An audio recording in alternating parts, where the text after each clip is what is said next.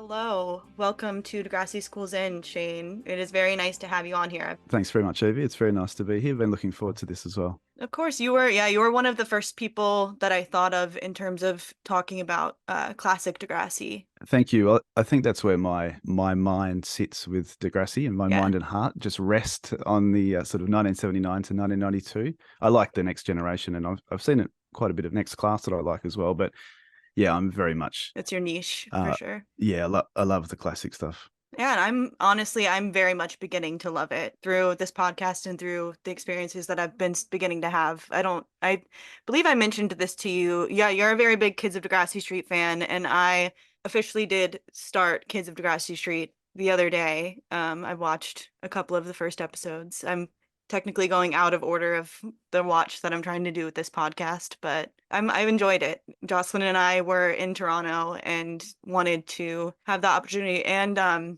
don't know if you have gotten to know this, that we got to meet some of the people from Kids of Degrassi Street and Degrassi Junior High at that party at Linda's, so it felt appropriate. I saw a photo and I was very jealous when I saw that photo because actually Which one? recognize faces. Like I think I'm not sure on real names of some of the characters, but it seemed that like Joy from Degrassi Junior High was there. Yep, Lisa Williams. Yeah, which was pretty exciting. But also Ida, like the original Yep. Degrassi Kid was there. You'll have to tell me more about that, but that would have been Yeah, fantastic. absolutely. It was. I wish I had watched before because I met Ida and then I watched it after. And watching it after, I'm like, I can't believe that I just met this person. Like, that's crazy. But it was kind of nice to not have all of that like anxiety and what or not what I that expectation, I guess. It was nice to meet her. She was very nice. So yeah, I just wanted to, I don't know, I wanted to connect with you really quickly on that. I know that's not what we're here for, but I was very excited to meet those people and start to kind of gain consciousness more of the early Degrassi stuff because I'm really getting into Degrassi Junior High and now Kids of Degrassi Street a little bit too. I think you'll like Kids at Degrassi Street. It starts out, I guess, a bit fragmented. You know, a lot of those episodes they're loosely connected early on, but they're kind of standalone as well. Yeah. But I think when you get to the final season of Kids of Degrassi Street, it's one big season of the last year of primary school for those kids. I think it's the group of episodes is called Yearbook when all put together. Hmm. And it's like I think it's like a little proto Degrassi Junior High. Yeah. And you can see that their vision at that point is really coming together, and that yes, it makes sense that this is now set in a school rather than a street, I suppose. Yeah, because the first three episodes were like filmed and released a year apart, I believe, right? Or Yeah. roughly. So, and then they became more consistent with the filming and production schedule. And I think there's about 6 episodes in that final year. Okay. So you start to see, this is a one social group, and they're all having these sort of shared experiences, which is great. And I think that last year of Kids at Degrassi Street, it's almost like a little lost year of Degrassi, but it's one of the best groups of episodes I think I've seen. I'm really excited to get there because, yeah, that builds to what early Degrassi Junior High becomes, which then develops into the show that I understood and loved for so many years. And yeah, just going back is really fascinating me so far. So I'm really excited to keep on that journey. Yeah, I have so much affection for Degrassi Junior High already. I don't want to keep waiting to continue the episodes, but Yeah, you're committed now I to doing know. one I'm like, podcast per episode. I know, but I'm like, maybe I could like speed up my recording process. Like I'm feeling like, because a month is feeling like a lot of time now. But you originally got into the show through Kids of Degrassi Street? I did. I first saw it when I was 6 years old. I've worked out, and that sort of matches with my memory. But I've found news articles from that time, TV guides saying that that's when it premiered in Australia. So that was 1987. And what I think happened was that perhaps knowing that Degrassi Junior High was coming, I think the public broadcaster, the ABC here, must have bought all of Kids of Degrassi Street and Degrassi Junior High.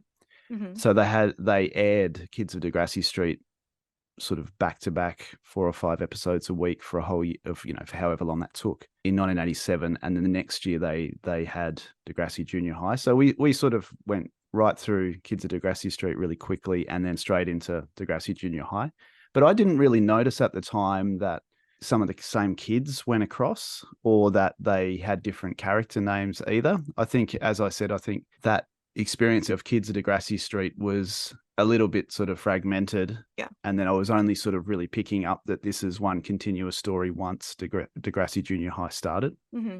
I think watching TV was different. One back then and when you're a child, you're not picking up like the whole like story arcs and all Yeah, that. You're not watching it in the same way that you're watching like as a whole for now. sure. And also too, it's just such a different reality. I mean, you miss an Yeah. episode because kids are busy after school. They're not always tuning into TV. They're off riding their bikes or playing sport or whatever. You miss one episode, and it's possible in that reality that you never see that episode ever again.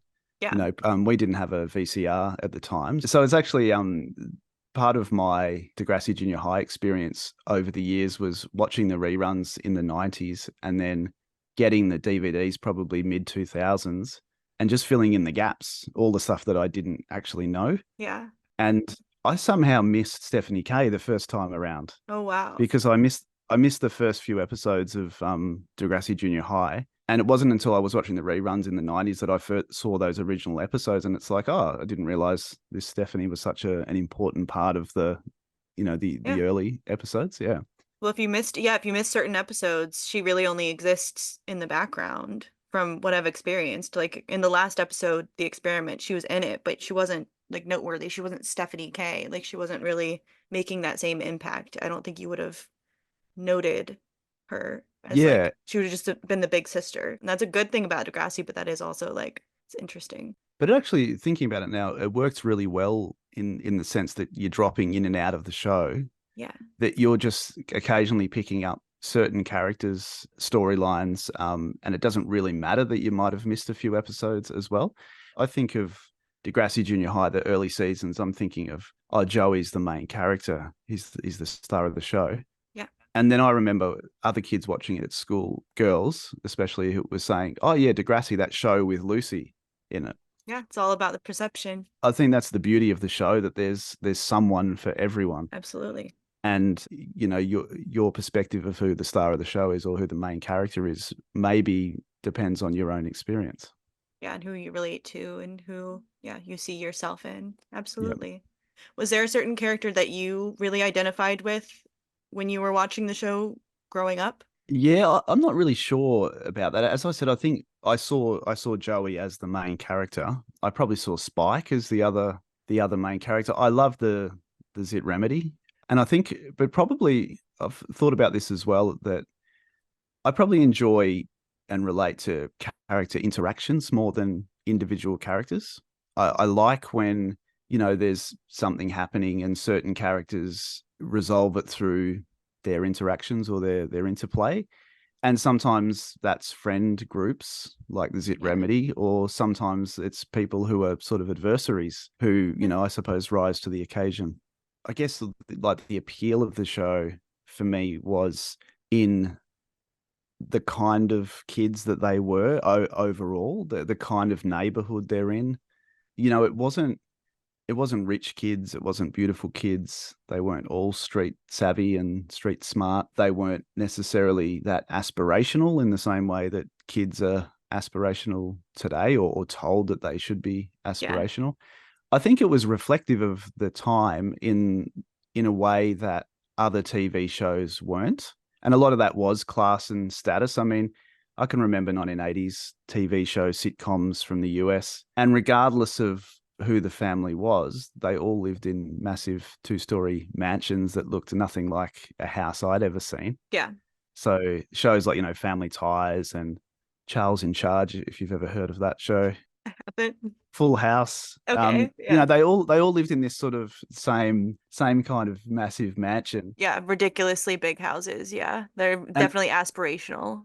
yeah, and actually interestingly too, they were often the same type of middle class family whose exposure to gritty issues or serious challenges was often through characters who would appear in one episode. Yes, definitely. Whereas I think with Degrassi, it's like actually all the shit is happening to To the the main reg to the characters. main characters. Yeah, the regulars. Absolutely. It's Yeah. not like an issue of the week where it's just somebody coming in and having an issue and the main character observing somebody else having the issue. Yes. It's the main characters actually Yeah. experiencing that and then us continuing to live with those main characters after those issues and see kind of them exist after those issues, not just disappear. Exactly. Yeah. I love that. So back to your original question about does it reflect any of the sort of the interactions that I was having? It's more that I could probably just see my school in that school. You know, it was a Yeah. similar kind of reality, I suppose. Yeah, it wasn't so polished and so like scripted Yeah. in comparison. Were you watching any other shows of like the kind of after school kids teen drama sort of genre? Because the other shows that you mentioned aren't necessarily within the same genre as Degrassi. So were you watching similar shows? Yeah, good question. I can remember Saved by the Bell. Do Okay, you know that show? yeah, that's similar. And but I did that didn't appeal to me at all. So Yeah. I didn't really give that much of a run. And then of course the 90s came along and we had 90210, which was Hmm. enormous. But again that didn't really appeal either because I just didn't like the idea of 28-year-olds playing high school students. Yeah.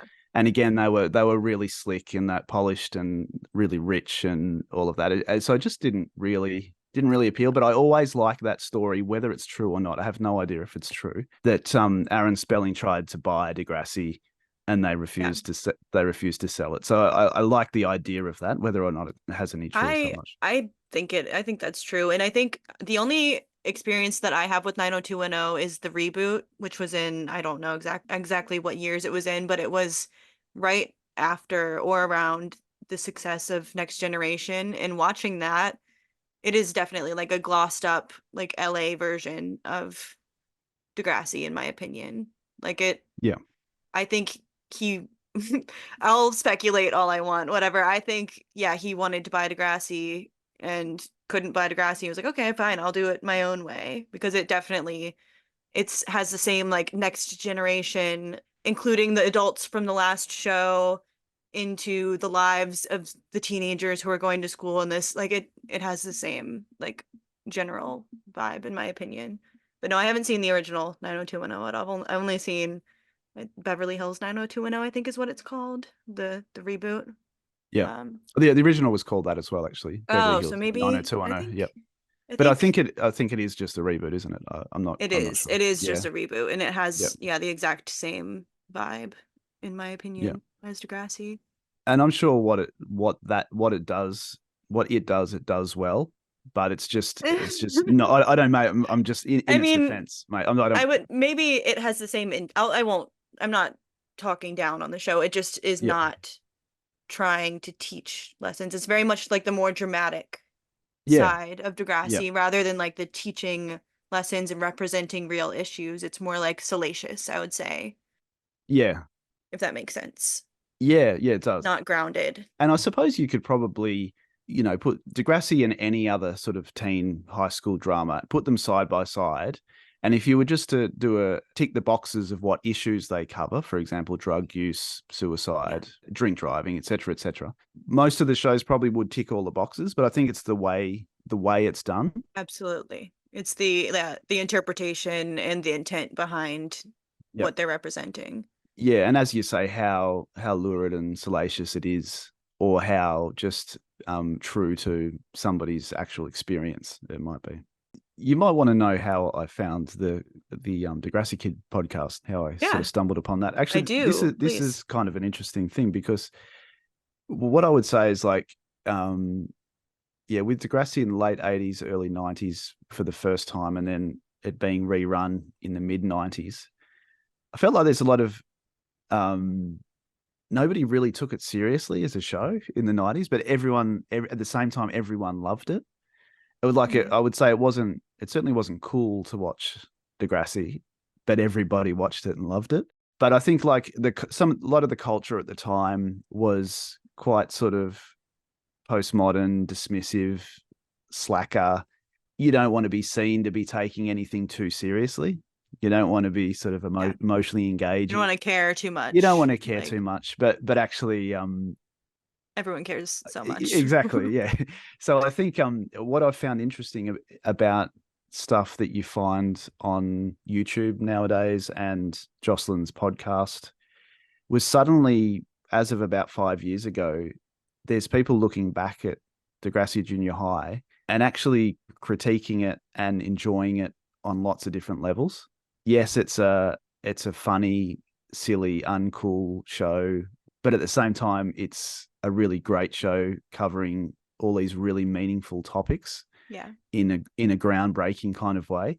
And it was like suddenly people are kind of viewing it that way. taking it seriously. Yeah, and there was one particular video I watched on YouTube of a guy critiquing. It might have been don't quote me on this, but it might have been the Spike pregnancy storyline. And then I think when I found Jocelyn's podcast, it's like, oh, Jocelyn's actually going through the history here and Yeah, exploring how it all came about, the queer history of it, which I found fascinating. The early days, the early years, and then suddenly Linda's got a book, and then there's a book club, and then it went from there. So it's been a really, really great experience. Yeah. yeah. Everything about Jocelyn's podcast and the way that they approach the show in general has changed my perspective in such a huge way. Like I always knew that it covered important topics, obviously, and I always like held the show very close to me, but I never fully understood like the full scope and the full like intent and just how much is behind the show, like how much care is put into it. Like it's I don't know. I very much appreciate Jocelyn's podcast in the exact same way because it just puts the show in a whole new light in a way that I don't think other online content covering the show really has. Yeah, and of course with the disclaimer that there's probably so much more out there that we've never even seen and come across, and people probably are doing lots of great work that's Oh yeah. not getting noticed. But for me, yeah, it's only the last few years that I've sort of seen, I guess, a different tone in how people view the early Yeah. series. Yeah. Yeah, and I'm glad that I've gotten the chance to view the older series in this new light because I didn't really have interest in pursuing it before. Like I didn't understand the value that it would have. Really, I was like, okay, it's just like an old show. Like I don't really care to see it, but now I feel like I have so much to learn from the earlier seasons of the show. So I'm really excited to keep deep diving. Okay, so Shane, let's go ahead and get into the episode because I'm having a lot of fun talking with you, but we have an episode to talk about. Let's talk about it. Great. Yeah, let's do it. Um, we are talking about season 1, episode 4, The Cover-Up, which aired on February 8th, 1987. And the episode description for The Cover-Up is Joey Jeremiah witnesses the physical abuse Rick Monroe, Craig Driscoll, receives at the hands of his father, causing him to be conflicted as to what he should or shouldn't do. Meanwhile, Stephanie K is conflicted as well regarding whether she should dress in her risque clothes or family-friendly attire for picture day. So this episode was, I feel like, really one of the first times that we're getting into some serious stuff in Degrassi Junior High. We're starting to quote unquote go there before going there was really a thing. I think it was done well. I absolutely agree. I feel like this is the episode where Degrassi Junior High really begins. Yeah, it's kicking off. I was listening to Jocelyn's interview with Judy Shiner, and she was talking about sort of the power of those opening episodes with the sort of Stephanie Vula dynamic. And I agree with that. Yeah, I could see the point there, but I think this is like an episode where they're really, as you say, going there. They're tackling a big issue that it's probably never been on TV before for kids, certainly for 6-year-olds like myself watching it at the time. But I think it's one thing interesting to note about that is that Jan Moore, the writer, is really key in this episode. And if you can remember Linda's biography, she talks about as they're finishing off Kids of Degrassi Street, they get Avram Jacobson in to sort of help develop Degrassi Junior High as a show. And he writes 2 of the first 3 episodes, I think. Jan Moore writes the first one, but then Jan Moore appears again here. And to me, Jan Moore's as much the heart and soul of Degrassi as anyone. And I think Kids of Degrassi Street really started to take off when he became a writer on the show. And I think it's happening again now with Degrassi Junior High, his input into this show. I note as well that he actually co-wrote this episode as well with John Orton, who's a name I haven't seen associated with any other episodes. Do you keep up with the names of the writers and all of that? Yeah, I tend to. Like there's often I noticed that in those early episodes, there is some co-writing. They obviously get outsiders in sometimes to for guidance on a particular topic or to Hmm. write about a particular topic. But I mean, a lot of it obviously is driven by Jan Moore, and I think his storytelling abilities are just brilliant. Yeah, I've seen his name all over the place. I'm just starting to really like recognize and note and put names to things in the credits, and I'm noticing that he's all over the place. And he was all over in the Jocelyn and I went to the archives, which had all of these like planning documents and scripts and all of that. And it was really interesting to see like all of the drafts of all the different scripts and just how much research went into like even the very early episodes and just how much like feedback and input from all of these different people. And it's just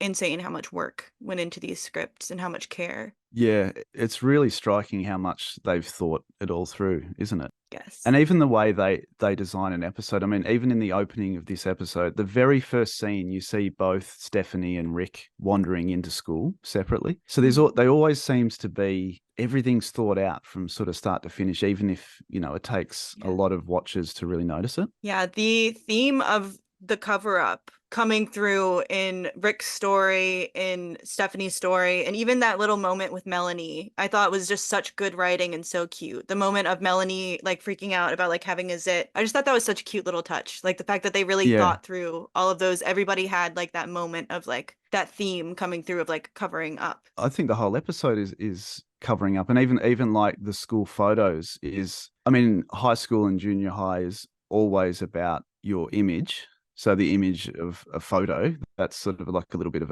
a double play there. But you're always managing how other people see you or trying to do that. And then school Yes. photos are sort of like the ultimate time where you're doing that, like, because this photo is now for ever. And it's also for Yeah. your parents as well, which is where Stephanie's sort of dilemma comes into it as well. Yeah, I loved Stephanie's plot line. It was a nice little kind of moment of levity without being like it's lighter than Rick's storyline, but it's got some weight and some meaning to it still. Stephanie's not treated like she's stupid for caring what she looks like or what she wears in a photo. No. Well, she's treated I would argue Vula's being a little bit like she's Let's being a little much, but do you want to talk other about than do that, you want to talk about Vula at this point? Because what are you up to? Episode 4, and yeah, she's still carrying something from episode 1 that she's angry about. Vula needs to chill. I love her, but she's uh holding a grudge Yeah. very hard, and I'm wondering about it. It's getting to a point where I'm like, I don't know, it's funny. It's kind of surprising too. I mean, because I thought like she was so sweet. She yeah, seemed so sweet. but also too when you're that age, things move on really quickly. And Yeah, so much can happen. So it seems like it's a really long time to be angry. And they have been best friends, presumably through primary school. yeah.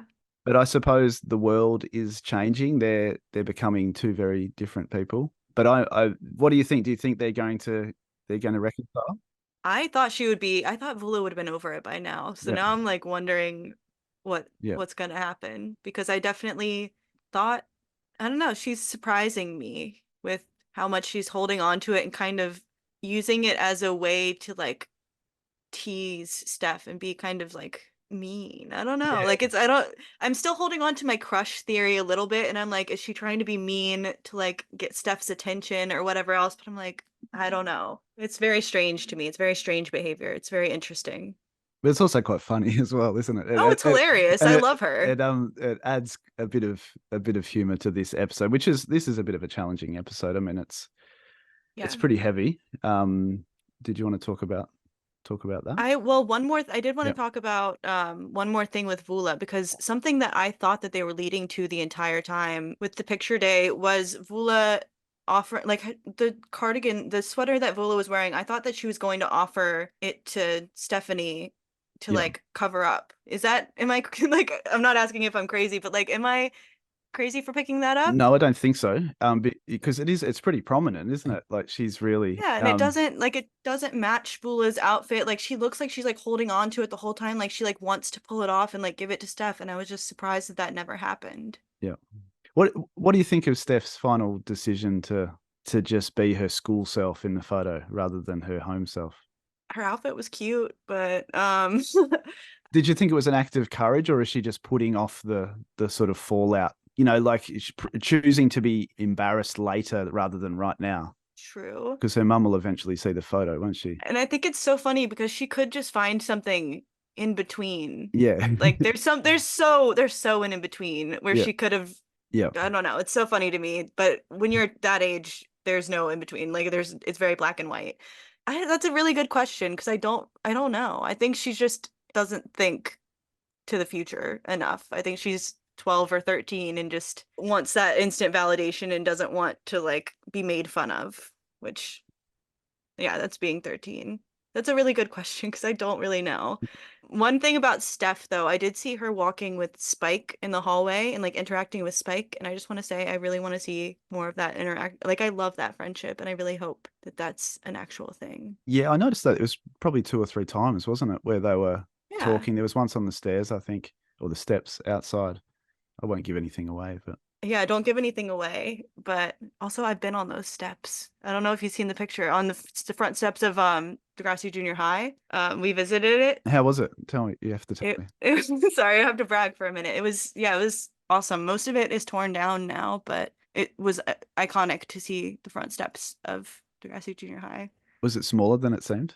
Yeah, it was tiny. Tiny. There Yeah. was it was tiny, but it was really exciting just to see it, even to see it in this episode now after being there. I'm guessing it was surrounded like by apartments or condos. Yeah, like Just there were suburbs and then there was like a bunch of condos like right next to it. yeah. There was still like some I think some of the original houses were still across the street. Like they looked like older houses, but next to it was like a huge thing of condos, which was kind of sad. But Any signs or anything around to say that this was the site of Degrassi Junior High? not that I saw, no. Oh, that's interesting. It seems like it's not a big deal there because Yeah. like nobody cared, which Yeah. is crazy. We were like walking, we were all walking around in like Degrassi merch and just nobody cared. Nobody like said anything, and I'm just like, how do you not care? How do you? We're like at the sites of Degrassi, and people are just like walking around, like walking their dogs. I'm like, how? Every time somebody like even vaguely mentioned our clothing, we were like, really? Like, yeah, this is it, Remedy Degrassi. Like, it was just. We were all so excited to be there. Do we want to get into the heavy stuff of the episode? Yeah, we should. We should do that. Okay, so this episode is Joey helping Rick with some heavy stuff. The first scene with Rick and his dad very much reminded me of Craig and his dad. It felt like almost like a one-to-one. Yeah, you probably feel the same way watching that for the first time as I did watching the Next Generation episode for the first time and noticing that parallel and that similarity. Just Yeah, for the record, I'm gonna pronounce it Craig if you don't mind, because that's fine. that's how that's how I've been saying it my whole life. So I'm refused to change now. Don't change for me. But yeah, I mean, obviously Joey's the link Mhm. between those two, and he's the person who has the chance to intervene somehow. First as a child who is completely innocent and oblivious to those kind of situations, and then as an adult who has experience with that and perhaps knows what to do. And I had no idea the context of him dealing with that when I watched Next Generation for the first time. And that adds, like, I'm really looking forward to watching those Next Generation episodes now and seeing those layers that I'm sure are added in the writing, in the acting that I didn't pick up on because I didn't know. Yeah, this was actually the first Degrassi Junior High episode I can remember seeing. Really? And it may yeah, and it may be that it was I'd seen snippets of the other episodes, but this is one that I clearly remember. And I remember when I got the DVDs in about 2005. When I watched this episode, it was like, oh yeah, I remember the two Coke bottles in the fridge, and I remember the stairwell that they walk up, and I obviously remember the actual abuse itself, because I think it's a pretty impactful kind of storyline. Do you have any comments on Rick's dad, or just the situation that they're living in, I suppose? I think it's very interesting, and I think this is something that you noted in your notes as well, that they don't represent Rick's father as like struggling financially or anything. Like he has a good job. Like they're not making that that an excuse, and they're also not making him like drink or anything like that. They're not giving any real valid Yeah. excuse for, let me verbalize the quotation marks over valid Yeah. excuse for Rick's father to act the way he did. Yeah, I agree. They haven't sort of stereotyped him, have they, as sort of unemployed or, working, even Yeah, working class. He's in a tie. He's putting a tie on in the opening scene, which suggests they're looking at it as just as big an issue for white collar workers as everyone I else. appreciate that. Yeah, and I think Craig's dad was a surgeon as well, wasn't he? So like, Yeah, he was he worked in a hospital. Yeah, I think he yeah, was a surgeon. So they're not giving any excuse or any like room for anybody to be like, "Oh, he's stressed about money, he's stressed about whatever else," and I appreciate that. I think it's interesting that they showed his dad being remorseful, like sort of pleading for or saying sorry to Rick outside the door. And I think that was also an important way of saying that this is a regular person who's made a bad decision to use violence. It's not a monster. So and it sort of makes it relevant to everyone. It's like potentially anybody could make this bad decision, and Yeah. that's what it comes down to, that this person has made a bad decision. Yeah, so I thought they did it pretty well, actually, given as we said, it's probably the first time it's been on television. Yeah, there's no blueprint for how to represent that. And I agree. I think this is honestly one of the best representations of abuse that I've seen on TV, and that's impressive. Yeah, considering there was no blueprint for what works and what doesn't work and what is effective and what isn't effective. While I do see a lot of parallels with Rick and Craig, I also saw a lot of parallels between Rick and Sean in regards to like Sean and his brother Tracker. I felt like Rick and Frank. I'm very curious to see. I don't want spoilers, but I know they said, or Rick said, that he is moving in with his brother. I'll be curious to see if Frank is like a Tracker like figure. I don't want to spoil it, but I Yeah, don't want to be spoiled, but certainly that's the line I'm seeing. yeah, the potential's definitely there, I think. Can I ask you about that character Tracker in Next Yeah. Generation? Because I have watched Next Generation, and I thought there was like early on when he's first in it with Sean, and I think there's a moment where maybe it's Sean being uninvited to the wedding or something, or if you can remember that. Yeah. And Trackers had like offered to take him out for a ride or something that day, and then his plans are Sean's plans are cancelled in front of him, and he's sort of left, sort of crestfallen. Hmm. And Trackers really warm to him and says, that offer still stands. And it's like he's presented as this just amazing big brother figure. Hmm. And then it seems like a few episodes later, he's just a complete asshole and they ruin him. Yeah, he's mean. Yeah, it's obviously for the plot line of Sean, to help Sean's sort of trajectory. But I was really disappointed by that, because it was like that's a really great moment between the brother really being there for his younger brother. But anyway, I digress. No, I agree. And then Tracker is one of those characters, those like older sibling characters that just leaves, disappears. Yeah. Like So just that's very strange. They established him as like a good older brother support system and then kind of decided to pivot. yeah. Like, no, Sean can't have a nice thing. Yeah, They that's right. I gotta destroy it. Yeah. gotta destroy it and make him even sadder. Yeah. I see a lot of parallels between Rick and Sean. Like they're very much the same bad boy archetype, and that leads me to seeing parallels between Caitlin and Emma also. Right. Like Okay. Yeah. it feels very similar to me. Yeah. I do like how you can notice those similarities between the old episodes and the newer episodes. I say newer, the Next Generation's now 20 years old, isn't it? But It's newer. yeah, newer, yeah. Uh, you can notice similar things in similar characters who are otherwise quite different from one another as well. Yeah. And I do like how they reuse plot lines, but then give them a different twist to reflect the generation, I suppose. I'm really enjoying seeing it. Yeah, it's like different interpretations of the same traits, Yeah. like living on in different generations. What did you think about this story of Rick's abuse being presented through the eyes of Joey? I liked it. actually. I can see how there's a possibility of somebody not liking it if from the perspective of showing it from like a more privileged kid's point of view, if that makes sense. Like Yeah. Joey is not the one that's experiencing the abuse. But I honestly think it's more I won't say more powerful. It is powerful to see it from Joey's perspective because he's a child. He doesn't even have an understanding of what child abuse is. Yeah. Like him saying this is child abuse about what his mom cleaning his room, Yeah. like that to Yeah. me, the fact that he's the kid who thinks that and then Yeah. witnesses real abuse, to me that is actually powerful. Seeing it through those fresh eyes worked for me personally. Yeah. I know what you're saying. Yeah, I mean, he's that line, you know what this is, child abuse. That was my favorite line of the whole episode because you could only say that from a position of safety and security. Absolutely. As we've said, he's not experiencing child abuse.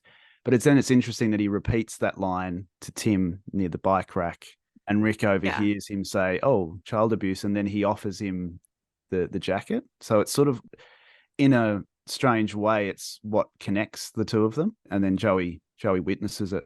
I was thinking about that too, about it being from Joey's perspective and comparing it to Craig's episode, where you get more of Craig's personal story Yeah. alongside Joey's sort of being there to help him. I think maybe it's a reflection of the times as well, that if this is sort of being dealt with for the first time in the 80s, maybe the most accessible way is to have it through the perspective of a main character who perhaps represents a bigger slice of the audience. Yeah.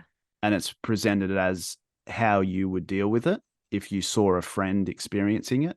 And I think at the same time, the person who's actually experiencing it, it's maybe not as confronting for them to see it through the eyes of a friend. Do you know what I'm saying there? Yeah, that Yeah. 100% makes sense. It's not as direct and Yeah. intimidating if that Yeah. Intimidating. Yeah.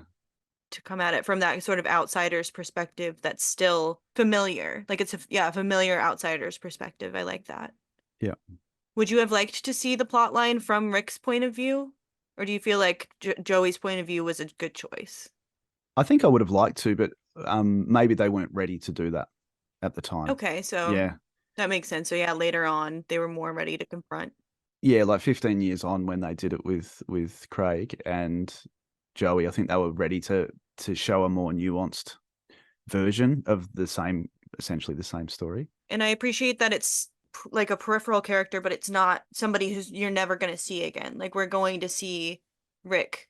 I don't know how much, but Yeah. I know that he's going to exist in the show and have other plot lines other than he's not just here for the abuse episode and then he's not just Yeah, Joey's friend who's being abused, whatever his name is, and then never seen again. absolutely. He's not just used for, he's Yeah. not just created for the abuse storyline and then sort of Yeah. never heard of again. So yeah, he does, and I think it does. It's much easier to understand Rick as a character going Yeah. forward. I think. Yeah. And I appreciate that they also had the Caitlin and Susie plot line on the sidelines so that it wasn't kind of all just one perspective. Like we still got a different perspective of Rick from them, if that makes any sense. Like we weren't just seeing Rick from Joey's point of view. We got to kind of see him from different perspectives and see how he's perceived by his classmates. And I also just thought it was very cute. Yeah, and I think that was another sort of message to people is that you don't have to help someone. You don't have to be the Joey who's right in the mix, seeing it all I love happen that. and help out. You can just try and cheer someone up. You don't I have love to. that.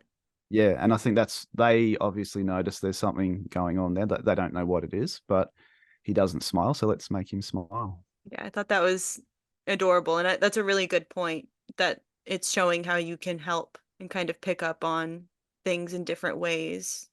Yeah. Yeah.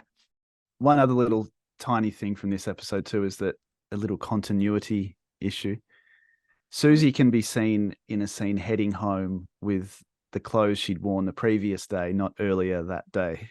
Oh, Judy Shiner. I was gonna say Judy Yeah, Shiner messed up. I'm get not get criticizing you, Queen. I get love you. get Judy on the phone, and we'll have to it's like it is a split second, and it's only because in the opening you can see Susie, she's wearing red and blue, that red Hmm. and it's kind of a unusual pairing of sort of clothes, so it sort of stands out.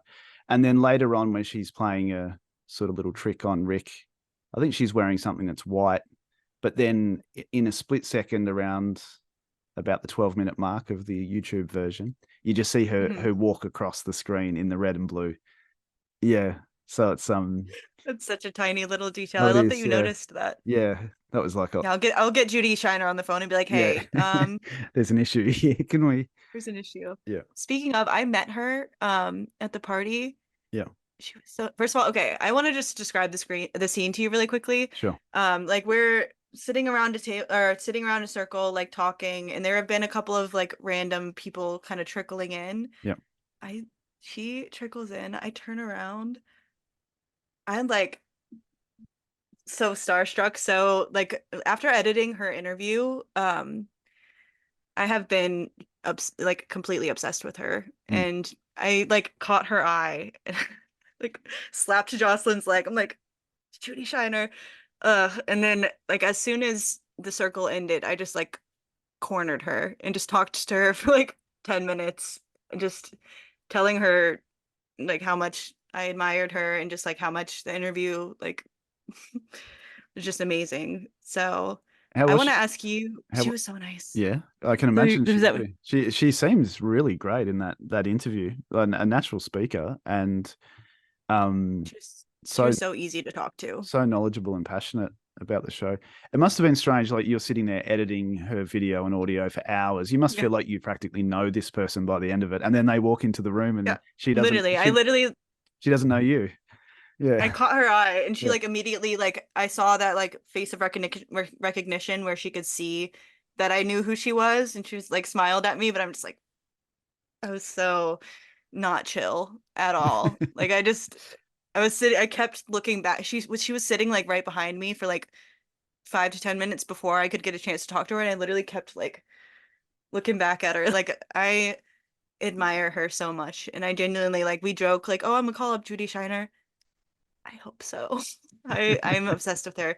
And I am so glad that you got your question answered by her. How did that feel? Oh, that was great. Yeah, so that's been a big mystery Yeah, for did you want to, I maybe feel like 5 years. most of the listeners probably are familiar, but did you want to quickly explain the Sure. whole So, experience?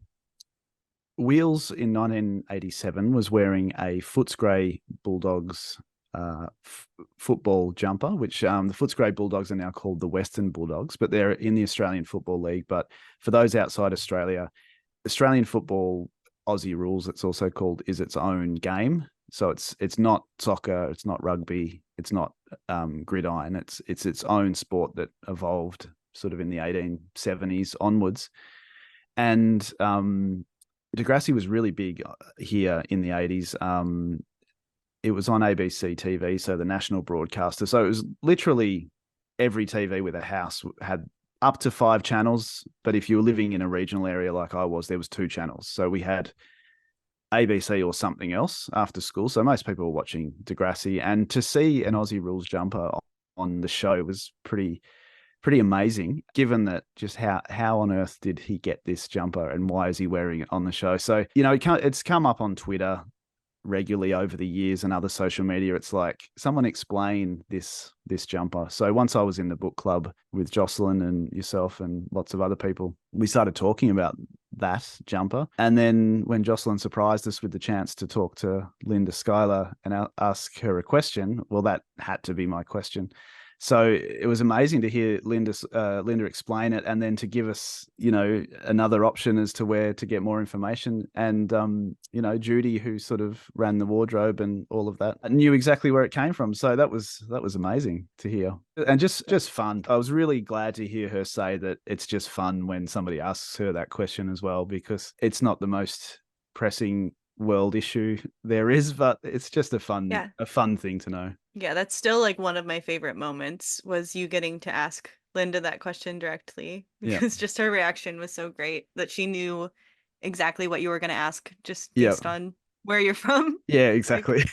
So, and I love that that was such a, I don't love that it was a mystery, but I love that you got that mystery solved after so many years. Like, that's such, I remember the moment of you bringing that up and being like, this is a huge thing. Like, people ask about it. People have been asking about it for X years. And to know that because of all of this and because of this, like, Degrassi fandom bubble and everything in the book club, you were able to get that question answered. It makes me happy. Like, every single time, it like makes me smile. yeah, and I think to another thing to mention about the Footscray Bulldogs, Western Bulldogs aspect to it is that they're not even my team. I barrack for another Yeah. team, but there's so much love for that team, like the Western Bulldogs and the Footscray Bulldogs, and I think they're a lot of people's second team. So Mhm. it was a friend of mine actually made the point that it was very fitting that Degrassi chose randomly, accidentally chose a Western Bulldogs, Footscray Bulldogs jumper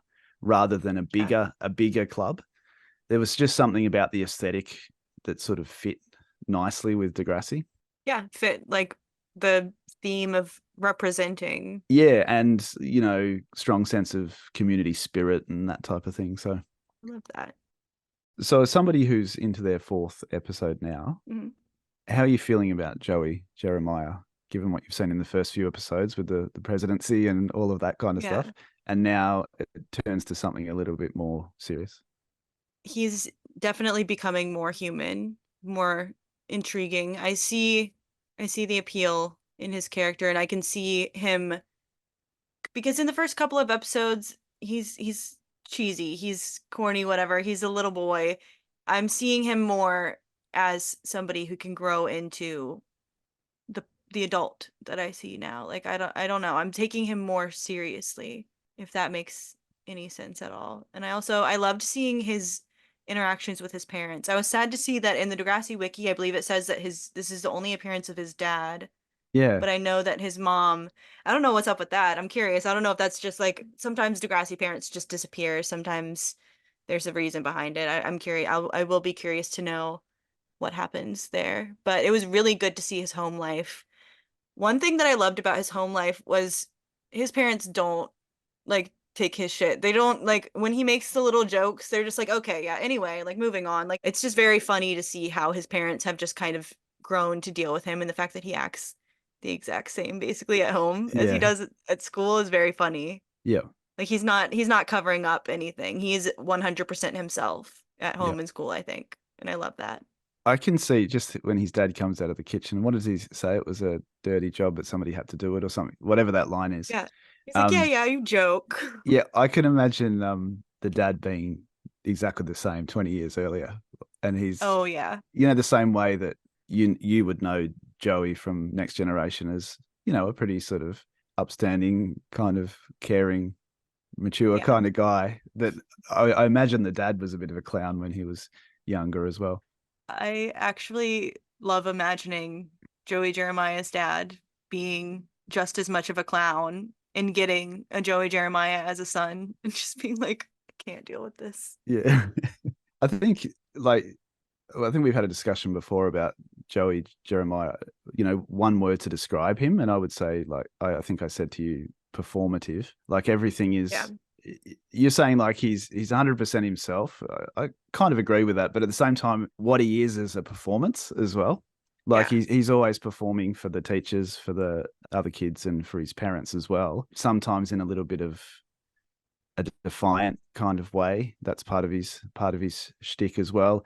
And I'm interested to see what you think of him from the next episode onwards, because there's still a lot to play out in terms of his being a jerk and being a clown as well. But this episode, he's kind of confronted with something that is more serious, and you can get away with a lot of stuff when you're a teenager at school and at home. But actually, when you're confronted with something serious, how do you respond? Yeah. And I think he does stand up pretty well. Yeah. He handles it pretty well.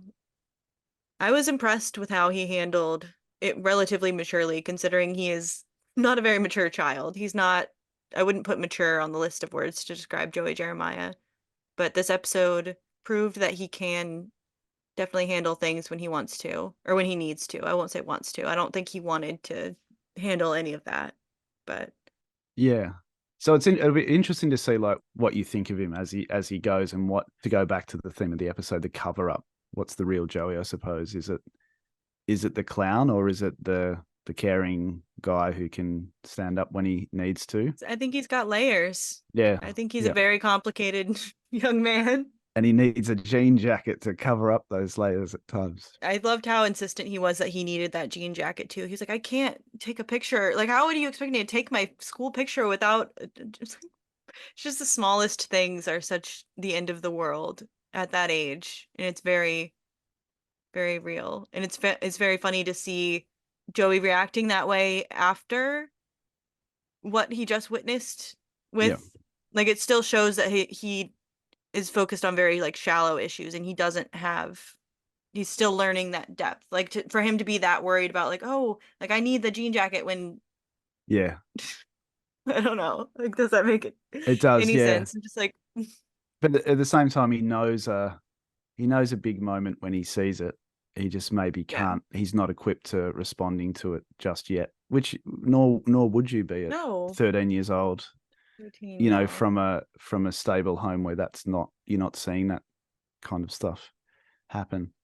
Yeah, I am very curious to see where Joey goes from here, because I this is, I think, one of the last things that I know that Joey does. I know that he helped somebody with an abusive person because I knew it was something that was mirrored later with Craig, and then I know about him streaking, and Yeah, that's it.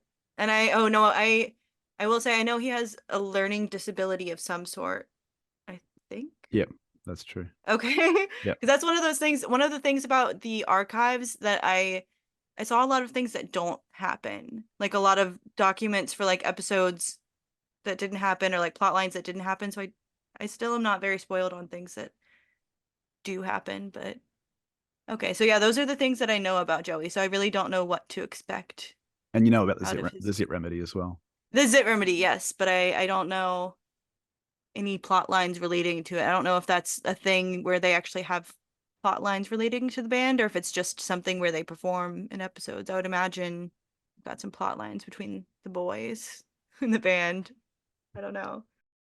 One of the things that I did want to talk about in regards to Pat's performance as Joey Yeah, was somebody that he drew inspiration from in his performance, which was Michael J. Fox.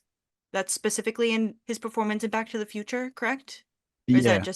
No, I think like just that era of Michael J. Fox? yeah. I mean, you probably one of those things where you kind of had to be there to appreciate how big Michael J. Fox was at the time. I was not alive, Yeah, unfortunately. he was huge. And even before Back to the Future, he was enormous as that Alex P. Keaton character in Family Ties. Like he was iconic, yeah. And he was playing like an upstart Republican businessman wannabe, you know, sort of like Okay. a bit of a Scrooge kind of character. And he just made that show, Family Ties, and then yeah, became iconic through Back to the Future as well. So I think I've seen a similar thing where Pat's talking about drawing inspiration from Michael J. Fox, and I can actually see a little bit of his acting in Pat. So I would take it a step further and say that in that fictitious Degrassi world, Joey Jeremiah is watching Family Ties and Back to the Future too, and is just as inspired by Michael J. Fox as well, and that's why he's got the skateboard, and Yeah. that's why he's sort of got some of the attitude that he's got as well, and the charisma that comes out at times as well. So Yeah, he strikes me as somebody who like watches movies and TV and like mirrors the things that he sees yeah, and performs them. I think I've said that in a previous episode where he was coming across like he was like quoting mobster movies. I'm like, yeah, he's very silly, and it's very interesting to see him forced to handle a more deep topic and see how he comes to terms with that. yeah. And again, you can go back, I suppose, go back to the sort of cover up theme where all the performance stuff is covering up Yeah. the ability to go deeper with things. Absolutely. Caitlin and Susie pop up in this episode, sort of for the first time as a duo, Hmm.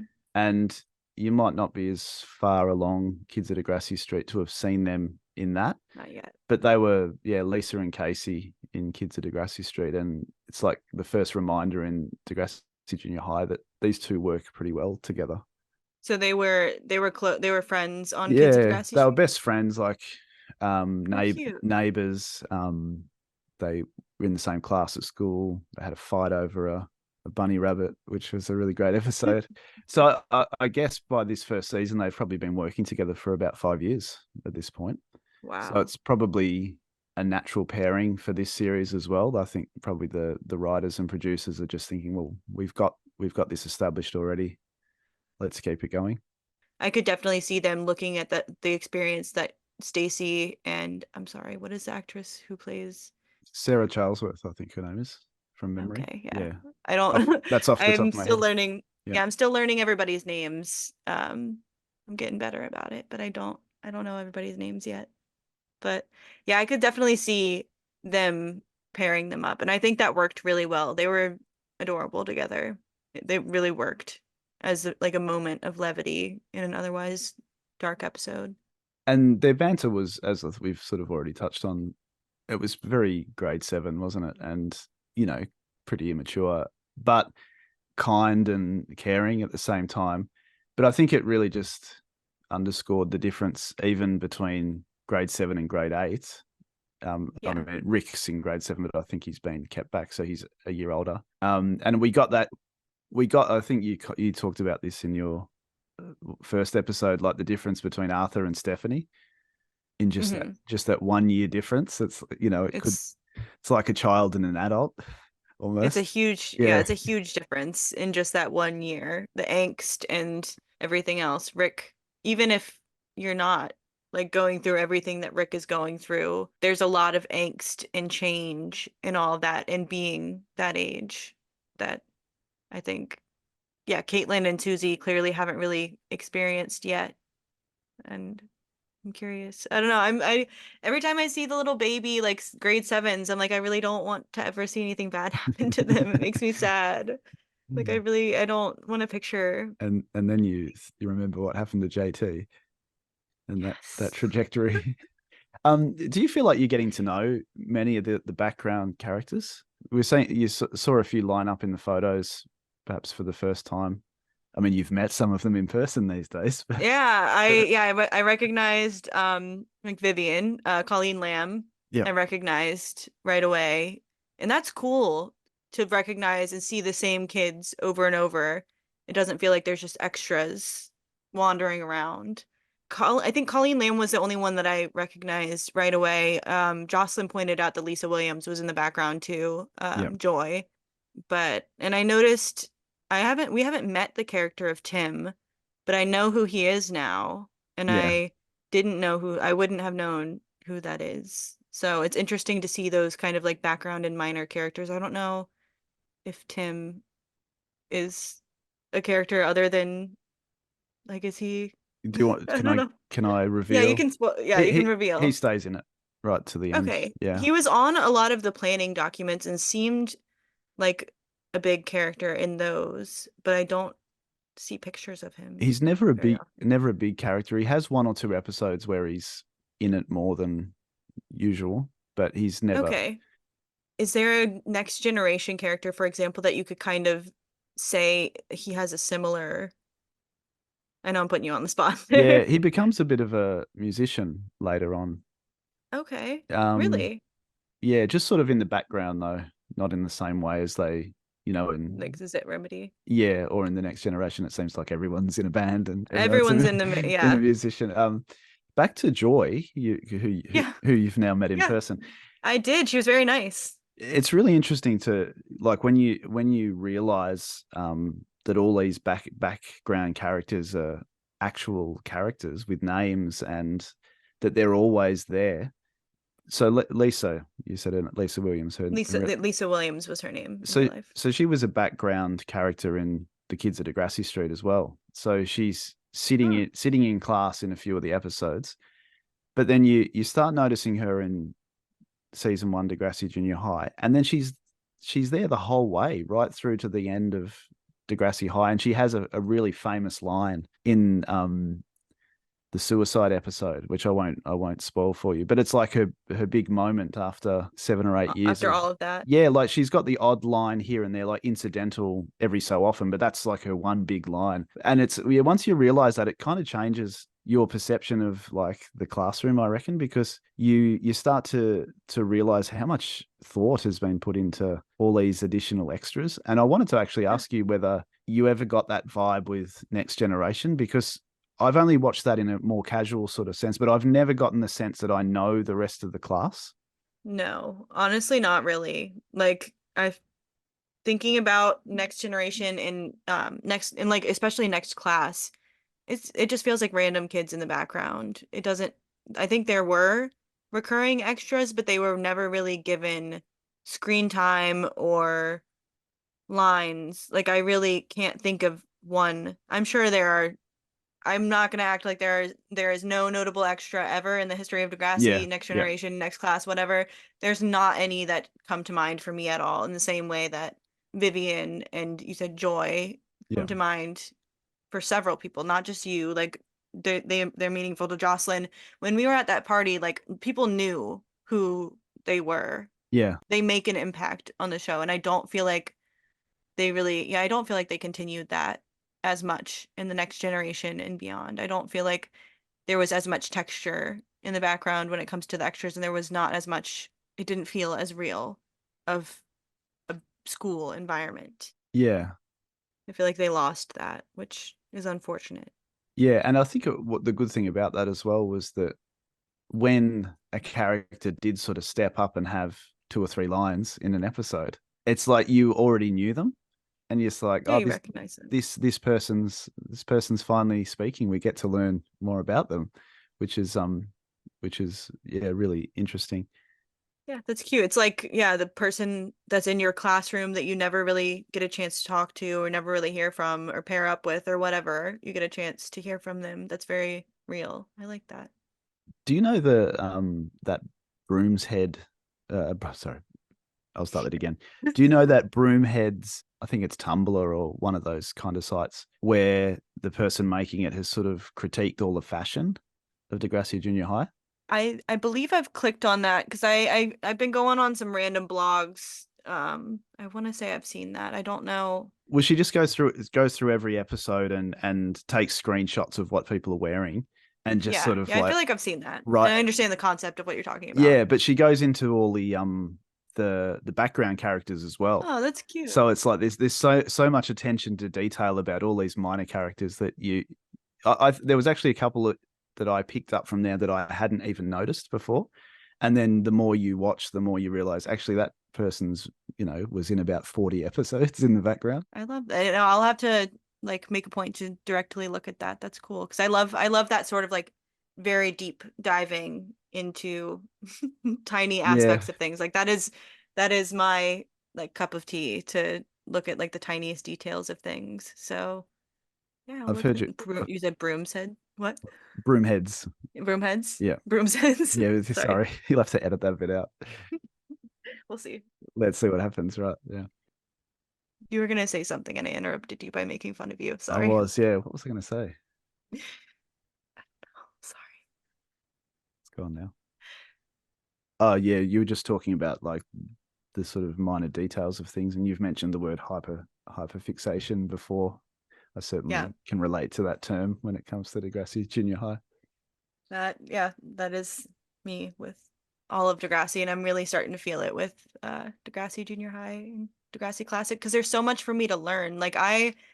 For me, I've been obsessed with Degrassi the Next Generation and onward for as long as I can remember. I grew up like having a fan Tumblr dedicated to it. I've looked into it as much as I can look into it. So getting a chance to like get this deeper understanding of the franchise in general is lighting my brain up so much, and it's so interesting, and it's just like adding these whole new layers to my existing hyperfixation in a very satisfying way. Clearly, I get very excited to talk about it. I know that you're a film grad. Can Mhm. I ask you what you think of the way that Degrassi Junior High is shot and the production? Because I absolutely love it. I love the cheap I love it. documentary style. I love the public television aesthetic to it all. It's like, Yeah, I absolutely love it. I love the just more intimate lower I feel bad saying lower budget, but lower budget is not like an insult to say that. Like sort of a badge of honor in my view. Yeah.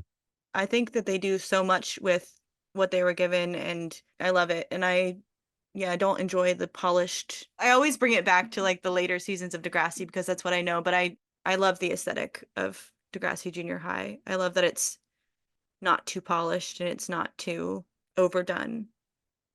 You mentioned your favorite line in the episode earlier. I don't recall what it was. Do you recall what it was?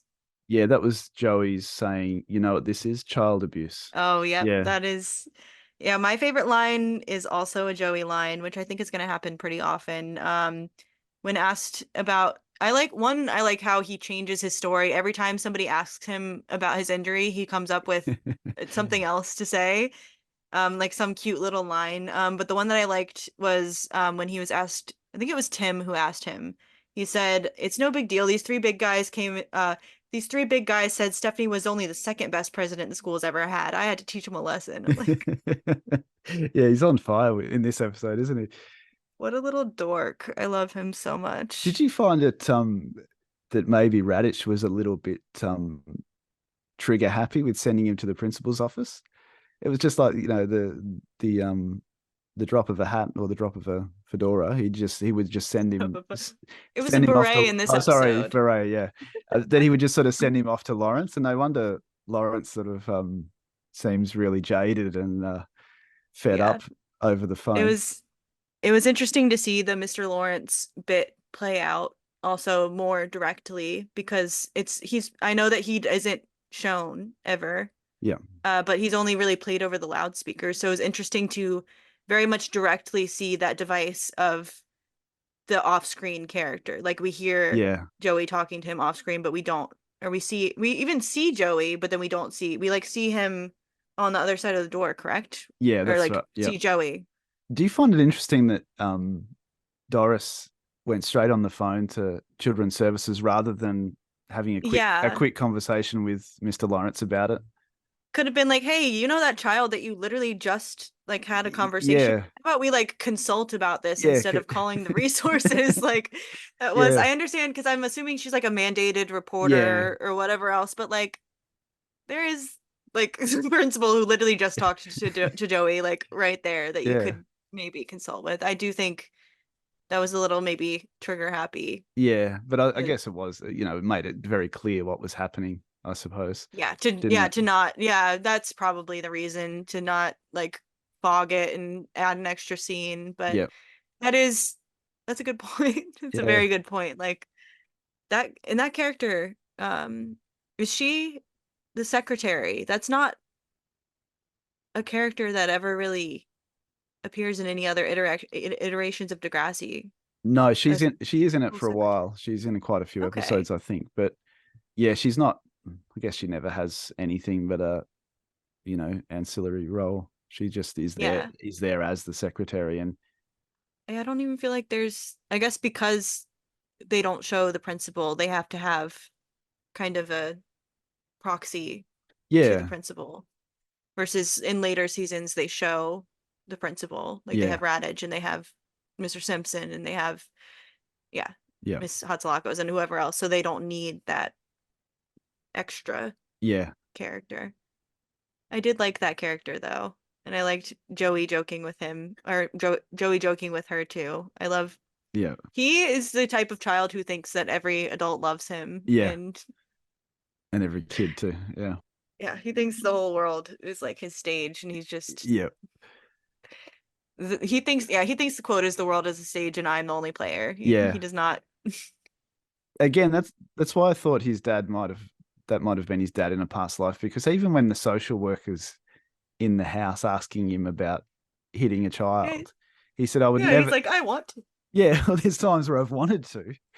I don't feel like you would say that, in Yeah. 2023 to somebody.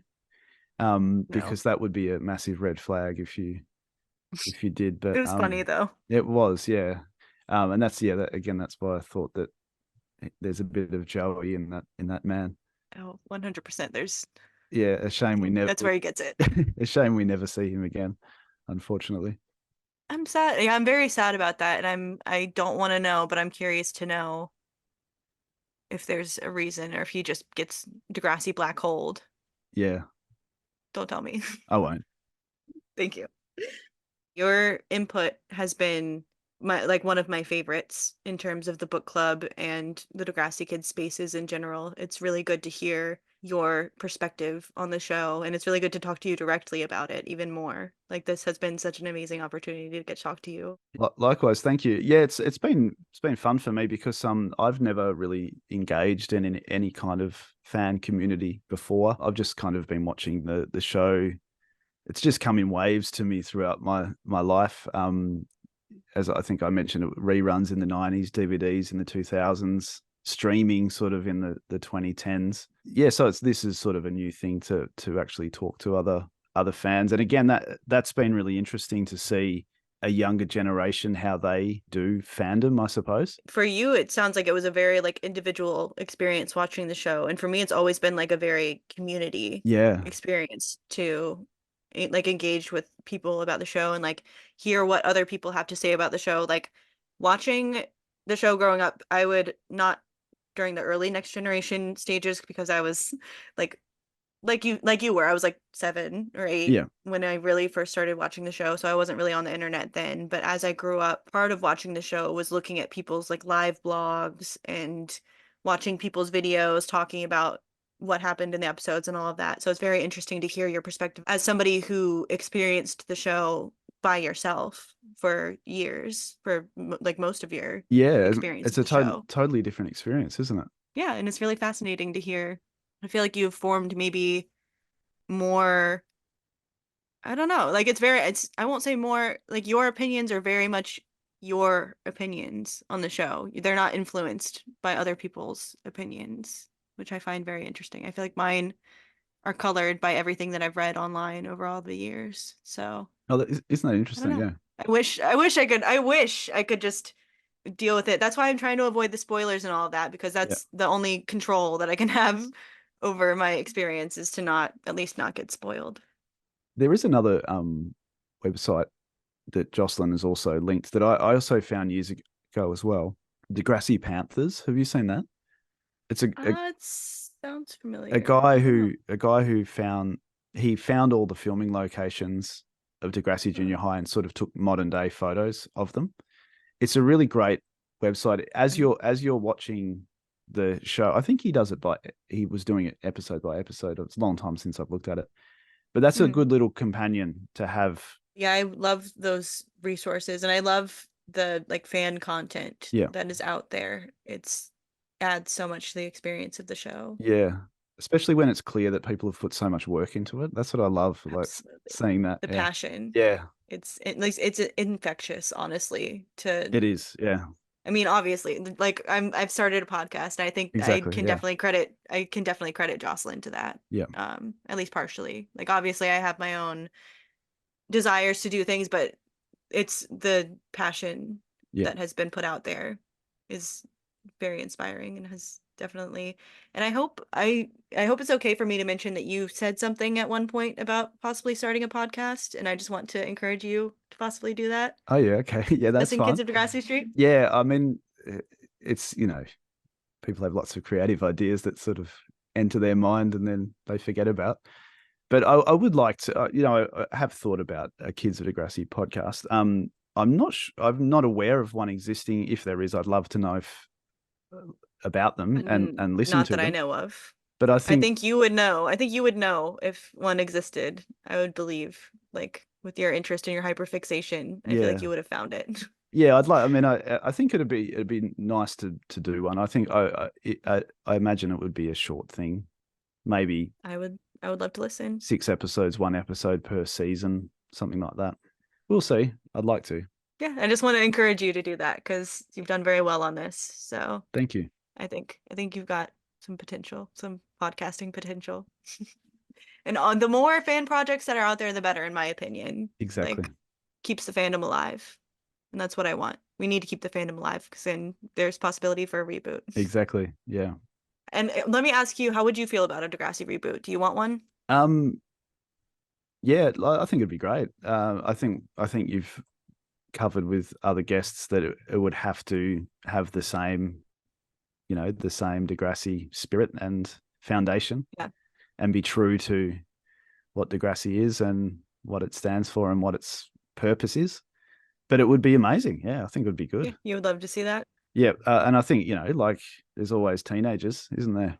So, Yeah. and They deserve it. they're always facing challenges that can't always be talked about with the people around them, and Yeah. sometimes storytelling like Degrassi's can make a significant difference in whatever they're facing. So, Absolutely. bring it on.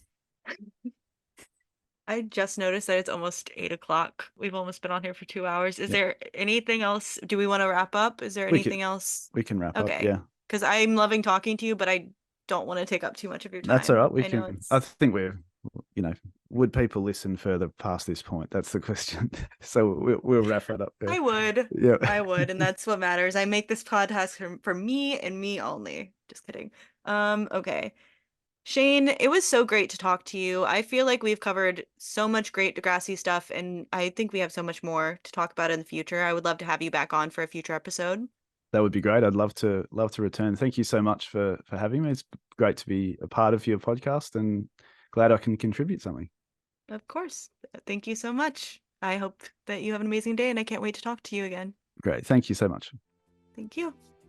Thank you so much for listening to Degrassi Schools In. I will see you guys soon for the next episode, The Great Race. Until then, this has been a Degrassi Kid podcast.